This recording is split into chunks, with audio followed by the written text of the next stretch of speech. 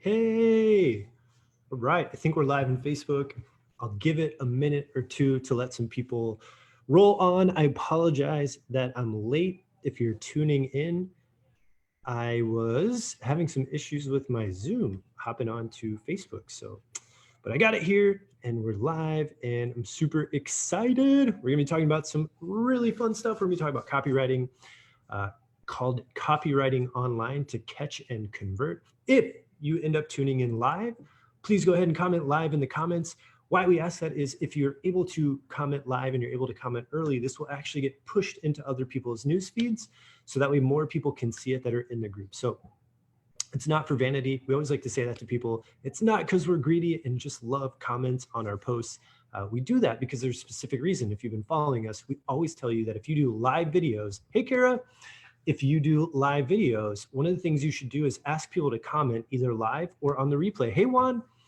And why we do that is the more engagement you get, people commenting, the more it's going to push into other people's news feeds, meaning that more people will be able to see it. So that's one strategy hack or tactic that we like to tell people, because it's not a vanity thing of look at us, please do this. It actually just really benefits everybody else in the group who would like to see it, to get pushed into more news feeds. So that's one big thing. If you ever do live video or even a recorded video, as you record, say, hey, if you're watching this live, comment live. If you're watching the replay, comment replay. So if you're watching this on the replay, go ahead and comment replay. It'll help us out. It'll get pushed up into more people's news feeds, which will be awesome. Now, if you are watching this, I want to just give you a couple of things real quick. Number one, if you missed the interview with John Davey earlier in the week talking about physio business growth, you should definitely go back and watch that. It was amazing. I learned so much about having your end vision in mind. Absolutely blew me away to think about those things. And I tell you what, I'm not even recording, so I'm gonna record this because we might even put this on our YouTube channel in our video. So I'm gonna hit record. Awesome, welcome to this training. We're gonna be doing copywriting online to catch and convert. Thank you everyone who is tuning in live right now. I'm super, super, super excited. We're gonna be diving into how Alex and I do copywriting, and we're gonna break through how to create content that that catches people's attention and converts them. Nate says, oh, give me that replay. I've been diving head into copywriting books lately. Awesome, I hope this helps, Nate. I hope this helps out a lot. So we're gonna dive in and we're gonna do this. I'd love to know first, if you are creating content online, do you ever struggle coming up with what to write?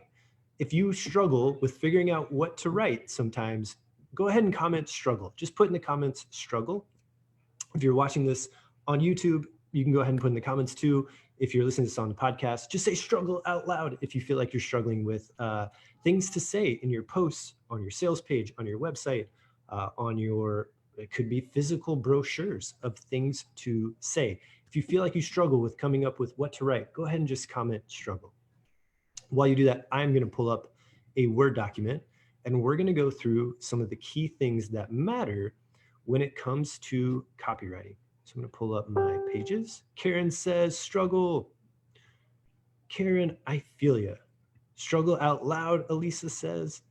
All right, let me just pull up my screen here real quick.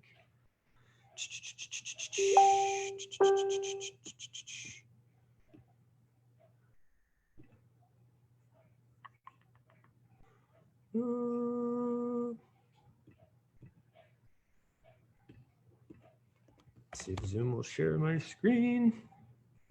Okay, let me get this.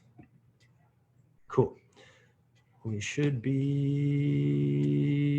good now. If you can see my screen, let me know. Sorry that took a second or two for me to pull up my screen. Hopefully you can see my screen. If you want to know what I've been up to recently, I've actually been going through Groupon and taking screenshots of dozens and dozens and dozens of different PT offers that are out there on Groupon. I'm not recommending that you go advertise on Groupon. That's totally up to you. I just think it's really cool. I think we struggle with coming up with actual offers. what are people putting out there to get people enticed into their business? So I'm actually working on building a database of all those offers to give to people in launch code, as well as to people in the group, which, by the way, if you do not know what launch code is our main program that we take people through, which is how to start their very own online business, either through an online coaching program or through an online course. So if that's something you're interested, you can always message Alex and I and ask about launch code. It is open and we are taking people if you're interested. So we've had a great group of people. We have about 80 some people in it right now going through it. It's been awesome. It's been amazing. Cool. Let's dive in. If you're ready to learn some copywriting skills, let's get into doing some copy. I'll pull up for comments real quick and we'll get rolling. Elsa, hey. Jeremy, hey. Kara says struggle. Karen says cool idea. Awesome. I love it, guys. Cool. Yeah, if you want the offer, the list of offers that I'm putting together, this whole library of offers, if you want it, comment offers, and I'll make sure that by the time that I get it ready and compiled, that I can send it to you. And I'll send you all the different offers that people are putting out there. Cool. So let's go into, we're just going to type out here, copywriting online to catch and convert. Cool. So we're going to go through some really fundamental things. And some of this might seem simple in the beginning and some of it might seem basic, but I promise you that this is where so many people tend to go wrong. And the very first thing we need to know is, who are we talking to? So number one, who are we talking to? Before you write anything, who are we talking to? So who are we talking to? Question mark. So let's just say for this example, let's just say for this example, we're going to talk to women 45 to 60 with low back pain. Cool. So that's the first thing. Who are we talking to? If you're trying to talk to everyone, our message is not going to be very clear. So we have to think about, who is it that we are talking to? So I'm just choosing for this example, women 45 to 60 with low back pain. Okay, so number two, right? What are their primary concerns, worries, desires? Now notice, what I'm not saying here is, what is it that I want them to know? Huge, huge, huge difference. Not what is it that I want them to know? What are their concerns? What are their worries? And what are their desires? If you think about it from the user's end, right? I don't really care about the anatomy of my back inherently.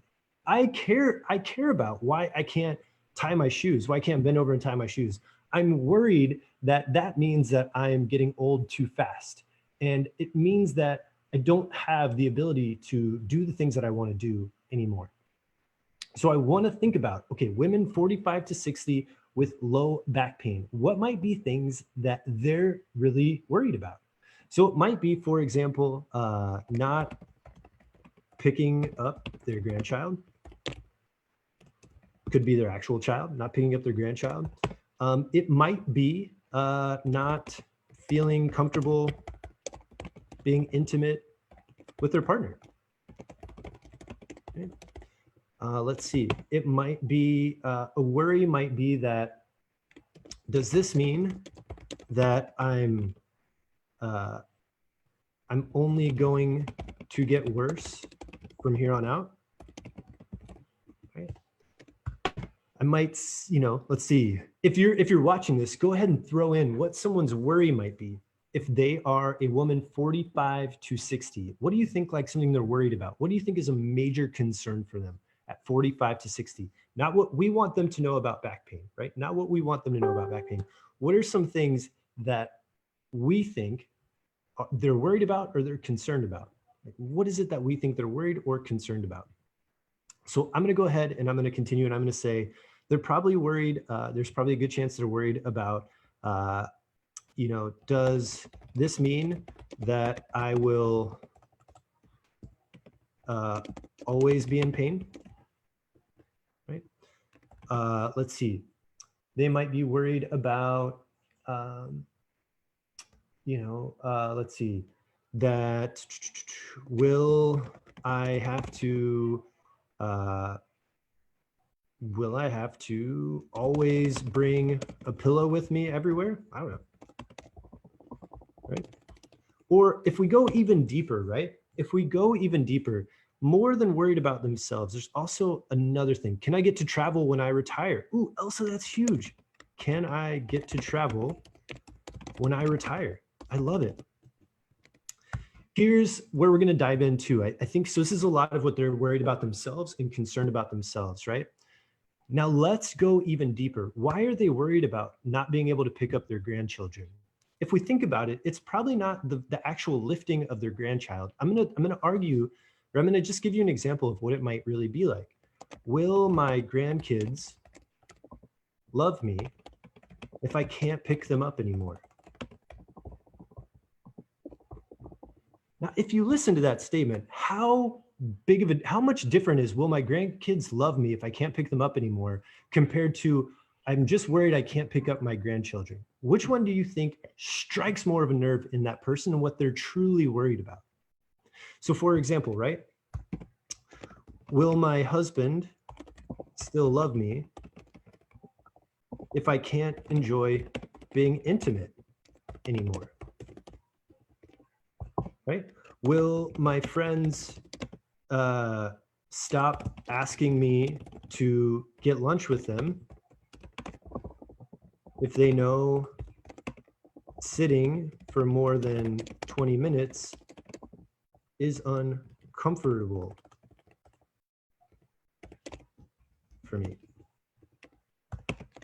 Will I be alone if I can't spend time on my feet with people? Now we're getting to the real fear, right? We're getting to the real root of these things. If you're watching this, whether you're live or on the replay, which of these sentences, out of all of these, do you feel like would strike the most into someone that if you read that, you would go, wow, I do not want that to happen, or I don't ever want to have to ask that question, right? So instead of, am I concerned I can't pick up my grandchild? Yes. Will my grandkids love me if I can't pick them up anymore? Whoa, that's a whole nother level of being worried or concerned. Way deeper level, way deeper level, right? Now, I'm not trying to say that we need to push this onto people or make them feel scared, but these are the questions and the feelings that people are already going through, whether they say them out loud or not, right? When you think about, you don't inherently wake up and go, oh, worried my back, can't pick up my grandkids because of my back. You're deep down really worried over time, like, will I be worse of a grandmother? Will people not think of me very well because I can't pick up my kid? Am I as good of a grandma as someone else? Those are the true emotions that we're battling with as we're thinking about these things. So as you're thinking of copy, you're thinking of writing to people, go a level deeper. Go a level deeper than the surface. Well, I just want to be able to pick up my kids again. I want to play with my kids. Why is it important that you play with your kids? How many times do we hear that, like, oh, people don't want physical therapy, they just want to be able to play with their kids again, and they leave it there? I would ask to go deeper. Why is it so important that they play with their kids? And to you and I, it's really simple, right? Well, because parents should play with their kids. Yeah, but what does it mean to them to play with their kids? And maybe even a better way to look at this and to ask a question with these is, what are the consequences of not being able to do what they love? What are the consequences of not being able to do what they love? So not is it only that they can't do what they love, but what are the consequences of them not being able to do what they love? What questions does that raise? What emotions does that involve, right? So for example, if I can't play with my kids and I am worried that I'm worried that my friends and family are going to view me as a bad dad. They're going to view me as an unloving father. They're going to, I'm going to feel worthless as a dad, that I can't provide that for them. Those are the things that are really going on in my mind. And when you frame it that way, that is a much bigger problem for me than maybe even I'm willing to admit. And for us to actually help people, sometimes you have to move them emotionally to a place that makes them realize what the big problem is, right? So Big things here, recapping first. Who are we talking to? You have to identify before you ever write copy. Who are you talking to? What we can't do is try to talk to everyone in pain. We just can't have a very specific message if we try to message to everyone who's in pain. Number two, what are their primary concerns, worries, and desires? So if you notice here, I laid out all of their concerns and worries. So let's go through desires, right? We'll go with concerns and worries. Is this making sense so far? If it's not making sense, let me know. And some of this might be review. If this is review, then that's awesome. Actually, if you're already there where this is a review, you let me know. Let me know if this makes helps. And if you've even thought about it at that level. I think so many of us stop at kind of 2 levels deep, which is, I'm worried about my back pain. Why are you worried about your back pain? Well, I can't pick up my kids anymore. Or I'm worried that maybe it's going to get worse. Well, why are you worried about that? Well, I'm worried that if I can't stay on my feet for more than half an hour, I can't go walk with my husband anymore. We'll lose one-on-one time together. He might not love me as much, or our bond might weaken. Now that's a real concern. That is a real problem that you are able to help as a physical therapist. I think so often we focus on like what we can do and solve and fix, and not really what you're doing is giving people self-worth back. Like that is a huge component of what we do. And I'm a huge believer in that. I'm a huge believer in one of the biggest things that we do as physical therapists is you give people self-worth back. Physical ability for a lot of people is tied to their self-worth. Their self-worth is tied to their physical ability. So rather than fixing a body problem, you're fixing a self-worth problem, which is massively different, massively, massively different. Okay, Elsa says, fear they might not get invited to community and outdoor activities with their grandchildren, missing those experiences, right? Exactly, makes a lot of sense. Okay, awesome. Tony, thanks for hopping on live. Cool. All right, so let's go through their desires, right? They typically it's kind of the opposite of concerns and worries. So desires, right? To play with their grandkids and feel like a big part of their lives, right? So let's see, to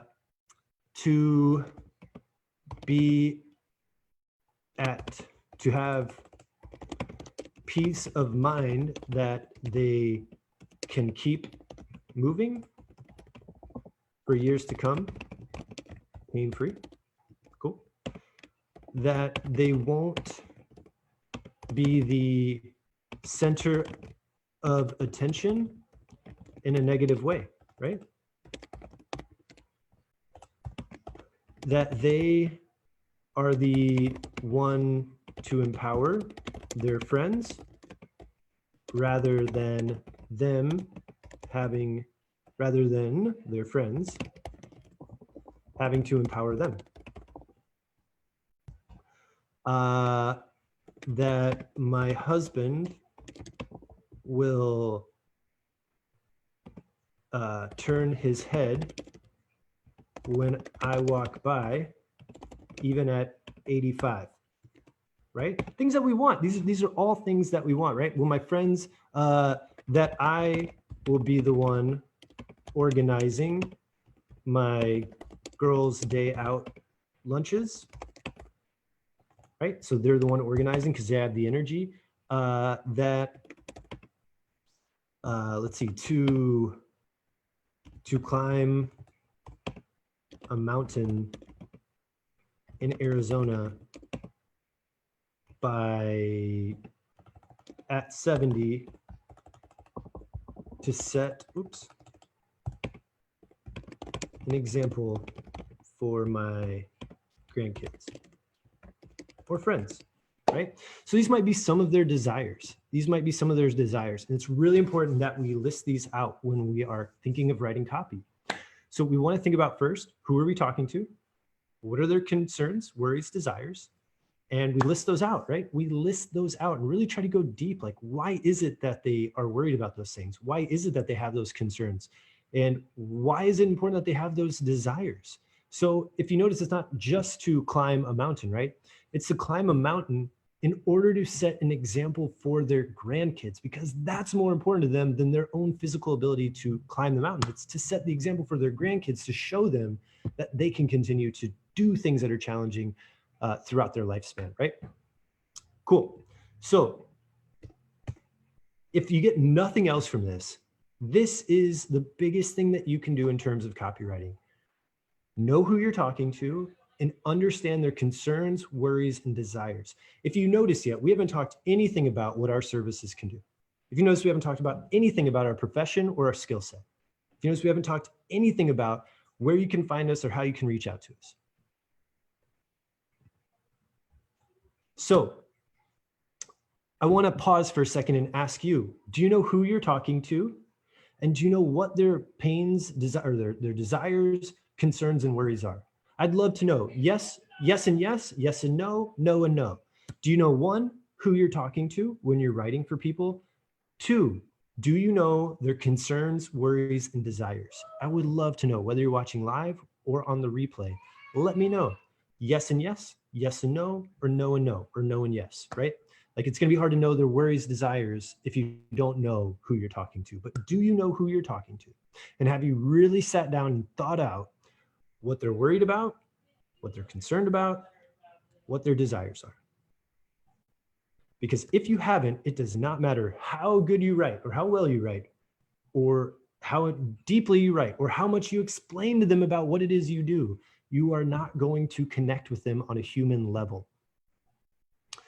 Okay, so once we have this, right?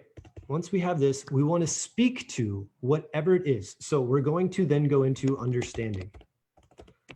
So the next part of copywriting is understanding, right? So this is where we want to, typically what you'll see at this point is we want to try to solve the problem. Typically at this point in the stage of writing, we want to solve the problem. Hey, are you this person? Are you a woman 35 to 60 or 45 to 60 with low back pain? Are you worried that your grandkids won't love you anymore if you can't pick them up because of your back pain? Well, here's the 3 things to do. Wait. Before you go into solving, and this is where I've been really interested in masculine energy and feminine energy. Masculine energy is very much solve the problem, try to solve the problem, try to solve the problem. Feminine energy is much more receptive of understanding, right? Of feeling connected. And so what I'm going to encourage you to do, instead of going to solve the problem, is to dive deeper into understanding, whether or not you've personally understood it or you can relate to someone who has understood what it is someone is going through. We want to connect with them, right? So if that's you, yourself, if you are a woman 45 to 60 and can speak about this, awesome, tell your story. If you've worked with someone who's 45 to 60, who's dealt with this, I want you to connect with them. I remember a past patient of mine who came in with significant back pain.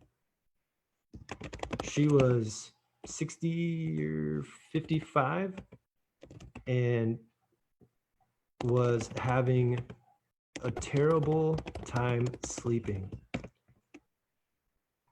I felt so, I felt for her so much, because she was a grandma of 2 and didn't have the energy to keep up with them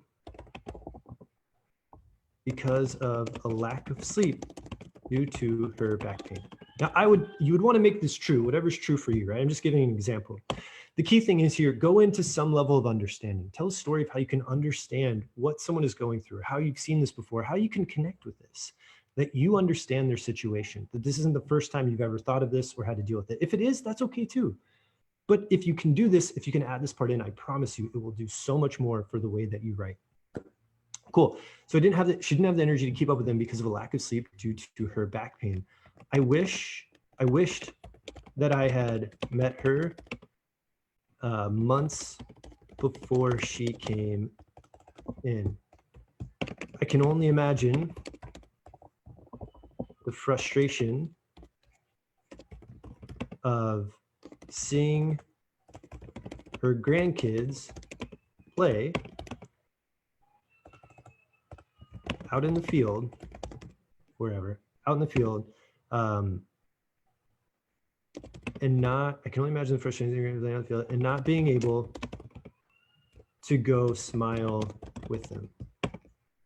Her back pain had kept her glued to her chair. Cool. So you could go even further into this. You could go even deeper into this, right? Into understanding. But I'm just going to leave it there as an example. The key thing is if you can tie an experience that you've had personally or someone else that you've worked with or someone else that you know, and you can tie that into your copywriting, it is absolutely huge. And it can make a big difference for people's ability to connect with you. Oh, this person gets me. They understand, right? They've seen it before. Wow. It also gives people a way to feel like, wow, that describes me, or that sounds a lot like me, or man, I've been there, right? Giving people that way. Again, if you notice all of this up to here, who are we talking about? If you're watching this live or on the replay, to this point, the very first 3 points, who have we talked about? Who is this all focused on? Is this focused on us, the person writing, and how we can help them, or the end consumer, or the actual person who needs help? Us or them? Who is this actually geared towards, us or them?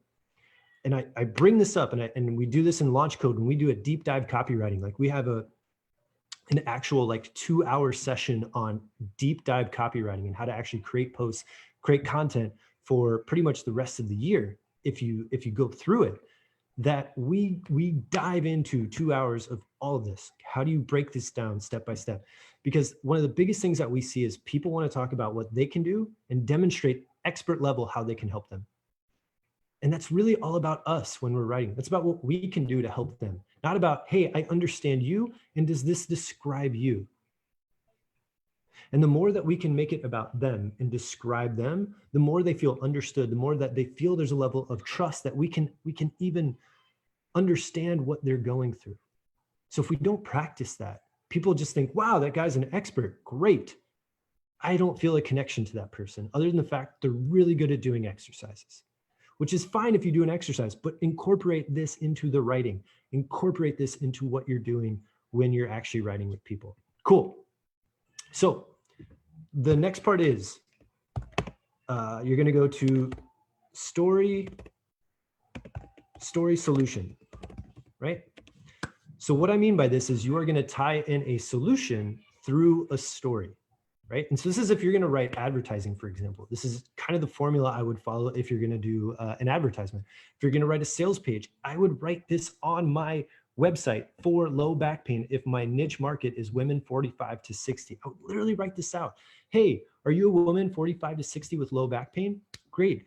Are you worried that your back pain is only going to get worse from here on out? Are you worried that you're going to have to take a pillow with you everywhere you go? Are you worried that you might not be able to retire and go travel when you retire because your back pain is limiting? After you've saved up all that money and all that time to retire, now your back hurts and you can't travel. Are you worried that your husband might not love you as much anymore because you can't be as comfortable when you're intimate? Right? And I'm guessing what this group of women's concerns and worries might be, but these might be real things, right? Then I would follow with desire. If you are interested, if you want to play with your grandkids and feel actually like you're involved in a part of their lives, if you want to have peace of mind that you can keep moving for years, if you want your husband to turn his head when you walk by at 85, then you're going to want to listen to this next part, this story about Jane. Enter name, right? Put name. So I remember a past patient of mine who came in, Jane, with significant back pain. She was 55 and having a terrible time sleeping. I felt for her so much because she was a grandma of 52, and didn't have the energy to keep up with them because of a lack of sleep due to her back pain. I wish that I had met her months before she came in. I can only imagine the frustration of seeing her grandkids play out in the field and not being able to go smile with them. Her back pain had kept her glued to her chair. Now, why do we say these things? Why don't I just say, hey, here are the 4 exercises you should do for your back pain? Because we don't make decisions based on logic. We make decisions based on emotion. All this copy is doing is to help someone tie into that emotion and really realize what this problem is doing for them and how it's affecting them on a level that maybe they're not even willing to talk to themselves about, but we're able to talk to them about. Cool. So the very last part, or one of the last parts here, is story solution, which is how did we provide a solution and tell it through a story? So here's what we don't do. If you're like Jane, here are the 4 exercises you need to do. We're going to tell it differently. We're going to tell the story. So here's what we're going to do. Jane, I'm happy to say that today Jane is now smiling and playing with her grandkids out in the field.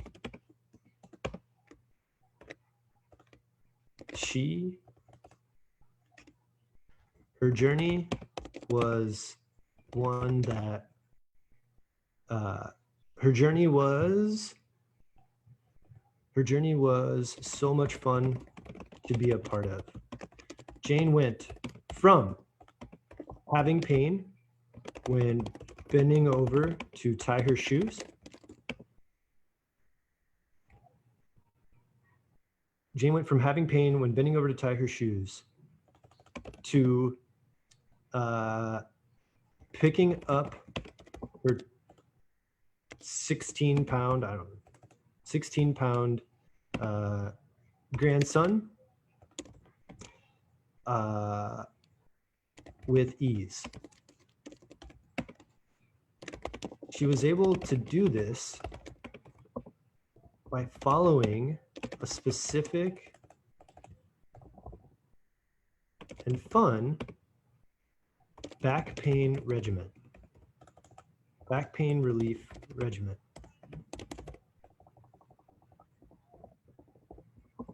Including gentle exercises, weight training, health or good sleep habits, and if you want to say manual therapy. Cool. After going through our back pain relief regimen, Jane no longer felt like she was bound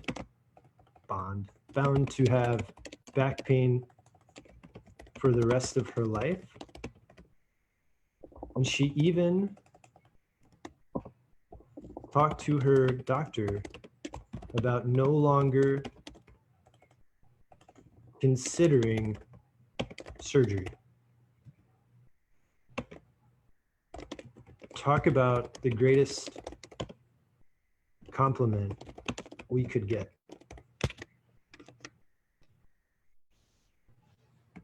Cool. So story solution, right? So if you notice, I only mentioned 1, maybe 2 sentences about actually what was involved in the treatment. And it wasn't even much, right? I'm not even talking about what kind of exercises, what kind of weight training, what kind of good sleep habits, manual therapy, right? That is not what's going to sell someone. That's not what's going to convert someone to want to know about how you can help them. The reason someone is going to reach out to you more often than not is because you have made it clear that you understand their problem better than everyone else. So when you can write to them in a way that says, I understand how you feel and what you want more than how I can help you, that conversation comes after it's clear that you understand their problem. I don't want to even open up to you and learn how you can help me with my problem if I don't even feel like you can understand my problem. We have to be talking to people's problems, not what physical therapy can do for people, not how physical therapy works, but how you understand their problems and how you understand their situation. Cool. And then the last thing that we do is a call to action. Now, this isn't something that you have to do all the time, but it's something that I highly, highly, highly recommend, which is, hey, so if this is a sales page or if this is on your website, on your back pain page, if this is in an ad, right, you would want to tell them what the next thing to do is. Always, always, always tell people the next thing what to do. The very worst thing we can do is leave this here and just hope that someone reaches out. Now, if you've done this, there's a good chance somebody might reach out because you have written and connected with people far better than 95% of the way that people advertise and market what they do. But the very best way that you can make this the most effective is to tell people what the next steps are, right? So this could be simple. If you want to feel like Jane and smile while picking up your grandkids, give us a call at for a free phone consult. Could be, if it's an ad, click the learn more button to speak with one of our providers today. This could be as simple as, if this is let's see, if this is on a brochure, right? Please, to get moving healthy again without back pain, like Jane, go to www.random website, whatever your website is, .com, and fill out our contact form. Could be as simple as, let's see, what would you like? What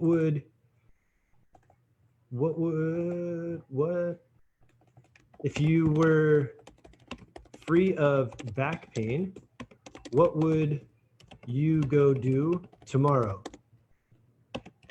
Comment with your answer. Cool. So we always want to have a call to action. I'll bold these. So this is going to be, oh man, how do I do this? I'm using a new thing. I don't even know how to do this. Oh, here we go. It's over here. Cool. I would love to know, we'll review this here in a second. Was this helpful or useful? If not, that's okay.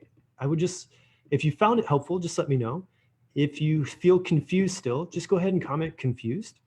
Either way is fine. It just helps me to know if this is useful for people.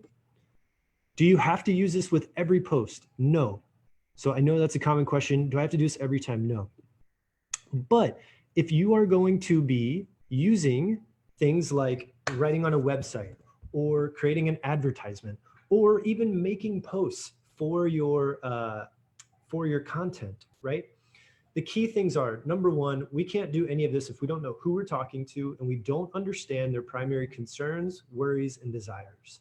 I'm telling you, the only reason that I have grown in terms of a business and moving forward is because I've lived the experience of the people that I talk to, which are burnout, frustrated healthcare providers. And I am able to talk to their pains and their worries and their desires because I live them every day, which doesn't mean that you have to. All you have to do is be willing to be open-minded to understanding what their true desires, concerns, and worries are.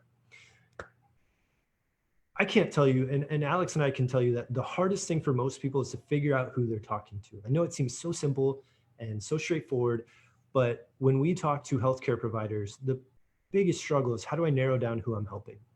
So many of them just want to help everyone, and that's okay. But when you're going to write, think of a really specific group of people. You're going to exclude some people, but when you do talk to a very specific group of people, that message just cuts right to them and makes them go, ooh, that's me. Yes, this person understands me. So again, the two biggest pieces of all of this: know exactly who you're talking to. If that helps to picture someone, then picture that person. Two, what are their concerns, their worries, and desires, right? Number three is going to be demonstrate understanding. Notice, not demonstrate your expertise, not demonstrate your exercise knowledge, don't demonstrate your manual therapy skills. Demonstrate that you understand the significance of their pain or their concern and their desires, right? So in this case with Jane, right, or whoever we're writing to, like, I can remember working with someone who was like this, right? And I remember how significant that was for her. I remember how much that affected her life. And I remember how much I felt for her and knew how much that was impacting her. But I'm glad to say that now she's in a better place, right? Why is this so important? We have to tell them someone's in a better place because people are living through Jane in this case, right? They're living through whoever we're writing about, and they're saying, that's me, that's me, that's me, that's me. Wait, me, who you're talking about, got better? Now I can future pace. I can see myself getting better. But if I'm not understood, I have all kinds of ways to say, well, Jane's not like me. She's not like me. I'm different. But if I've described this really well, and I've thought about pains, the worries, desires, by the time I say Jane got better, I go, whoa, somebody like me got better? You just described my situation and they're better? Wait, tell me how this worked, right? Jane went from having pain when bending over to tie her shoes to picking up her 16-pound grandson with ease. She was able to do this by following a specific and fun back pain relief regimen, including gentle exercises, weight training, good sleep habits, and manual therapy. Notice how I didn't say rigorous like loading or tendon, specific tendon loading. I didn't say through, manipulations or whatever, right? I'm just telling you that the actual mechanics of it don't matter as much as there is a solution.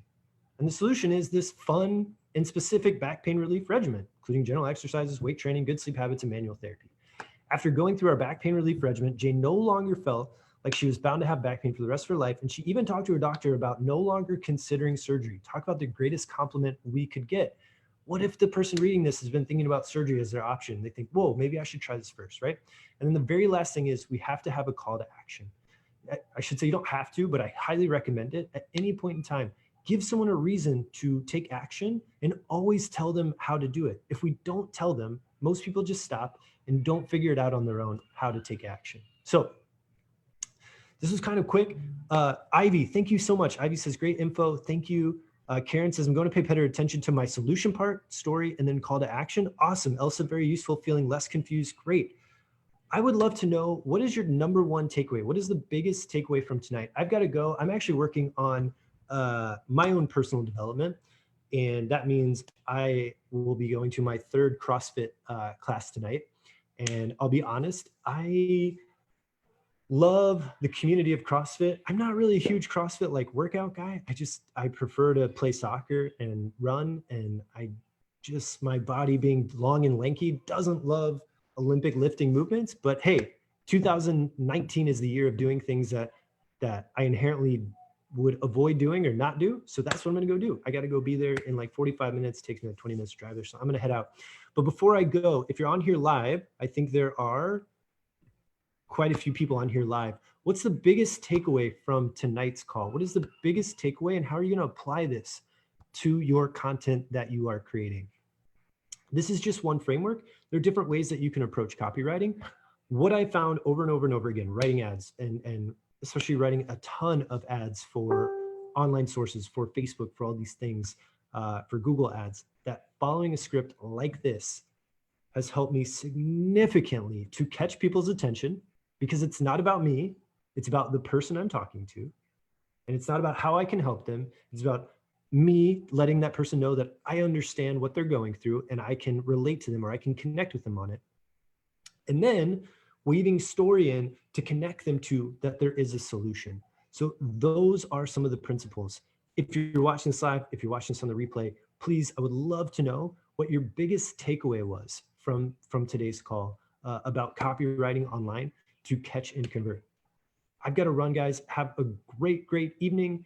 And please put this to use. I will, if you want, I can post this in the group. If you want me to post this in the group, I'll title this Copywriting Online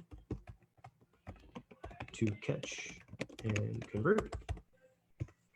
If you want me to post this in the group, just let me know and I can post it in the group. Otherwise, there's enough in the newsfeed there. I won't bother people. But if you want me to post this on there, just go ahead and let me know. And I can post this Word document on there. But you guys have an awesome night. I'm going to go back and tag people who want to be tagged in this. You guys take care, and we'll catch you soon.